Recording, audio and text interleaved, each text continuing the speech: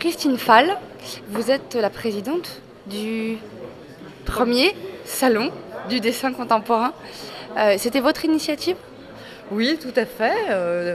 D'abord, la première initiative, c'était de monter un salon dans un lieu alternatif, on va dire, loin des standards des locaux habituels dans lesquels on organise des salons.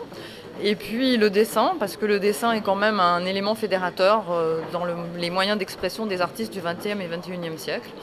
Donc les deux éléments se retrouvaient dans ce bâtiment et on trouvait que c'était intéressant de faire se rencontrer le dessin dans un bâtiment fin 19e et le faire se confronter à cette architecture qui n'est pas toujours facile, mais voilà, être ailleurs qu'à la porte de Versailles ou au Grand Palais et trouver un moyen pour que des galeries présentent leurs artistes d'une manière différente.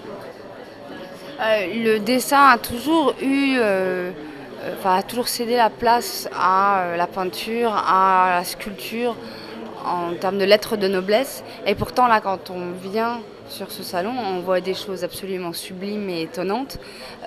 Vous pouvez expliquer cette espèce de décalage, de dessin à la traîne par rapport à la peinture? Je pense que longtemps, le dessin a eu un petit peu la peur des gens en termes de fragilité.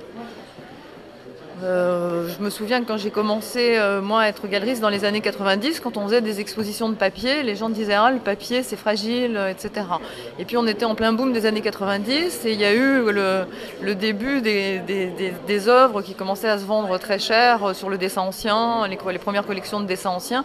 Et là, on s'est rendu compte d'un seul coup que finalement, des dessins du XVIIe, du XVIe siècle étaient encore là, étaient encore présents.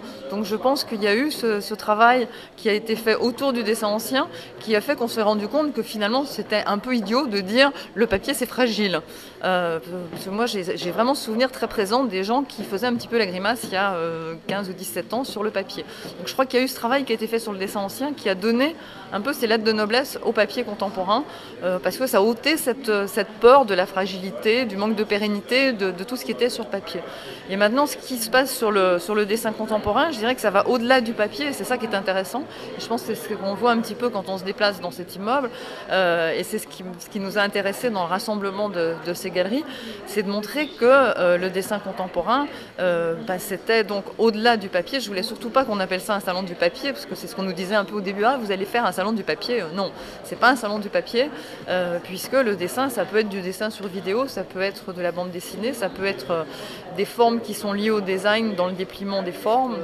Je pense que peut-être à part quelques artistes chez Lelon ou chez Fournier, je pense que tous les artistes qui sont exposés ici sont vivants et ça donne vraiment un panel complet de ce que peut être le dessin en 2007.